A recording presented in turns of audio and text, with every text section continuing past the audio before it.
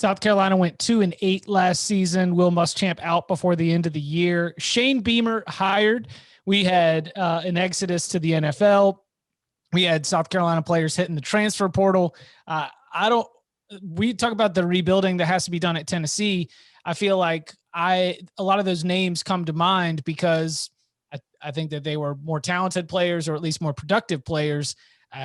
I almost don't have the full South Carolina exit list, and now I'm concerned about where we're rebuilding. Quarterback Colin Hill's gone. Ryan Helinski transferred out. Luke Doty now the front runner.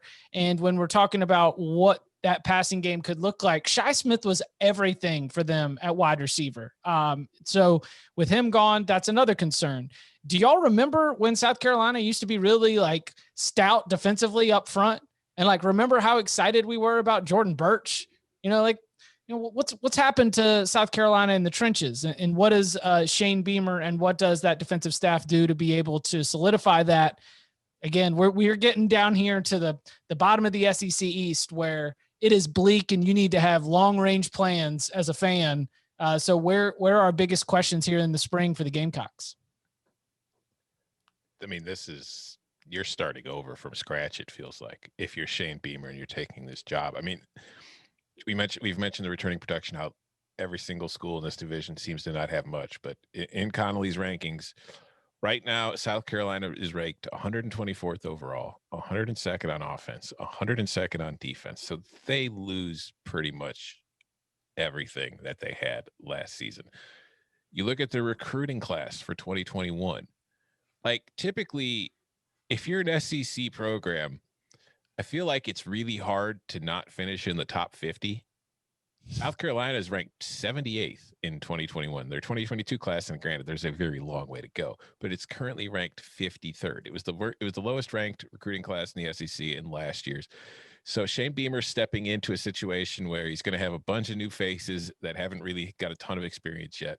Doesn't have a very highly rated recruiting class because obviously of the situation that, it's hard to recruit when you don't know who your coach is going to be.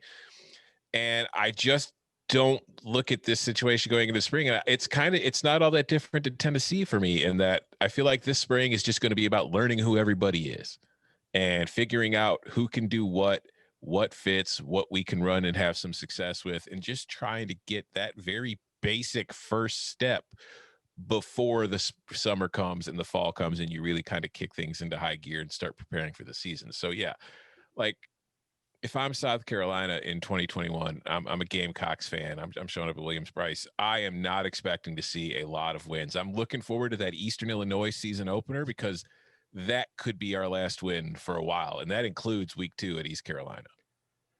I'll be the positive guy. I can see a little bit here.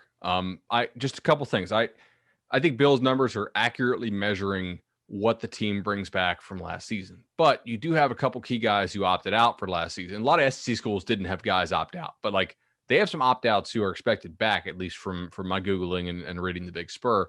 So, or Trey Smith and Rendricus Davis are two dudes who are pretty good playmakers, at least athletically. I mean, I'm sure there's going to be some reacclimation period for them at the receiver spot. And that's a big deal because South Carolina only brings back 40 catches and 400 yards and 2 touchdowns from the receiver position from last year. Now, their offense was terrible, so, I don't think you expect to bring back a ton, but even still, that seemed like a very low amount to bring back. So getting those guys back, I think, is potentially a big deal. We don't really know what they have in Jason Brown, the FCS transfer at quarterback.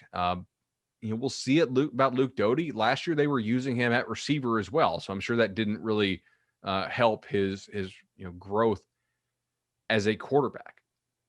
I think they're going to be pretty damn decent in the backfield at running back. And I think the offensive line will be okay.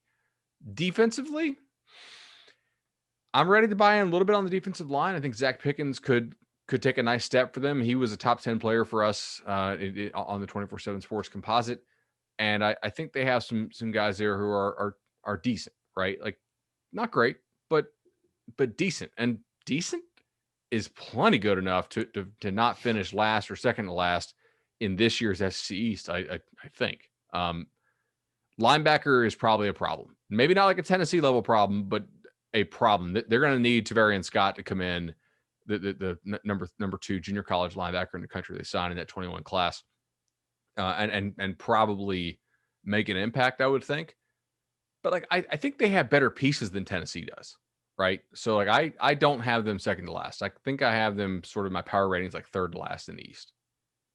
Is that the same for you, Tom? That if we're ordering these, that we're taking all the 3 new coaches and in our sort of mental shifting power rankings, we're throwing them at the bottom, and no one's going to get higher than Kentucky. And right now, Tennessee is behind South Carolina. Yeah, but honestly, I think that when we're going to get to Vandy here in a minute, I don't think there's that large of a gap between any of those 3 teams in 2021. So we're kind of talking like some, in a way, coin flip scenarios. Like if somebody wins the game, it could launch them into 5th place. You know what I mean?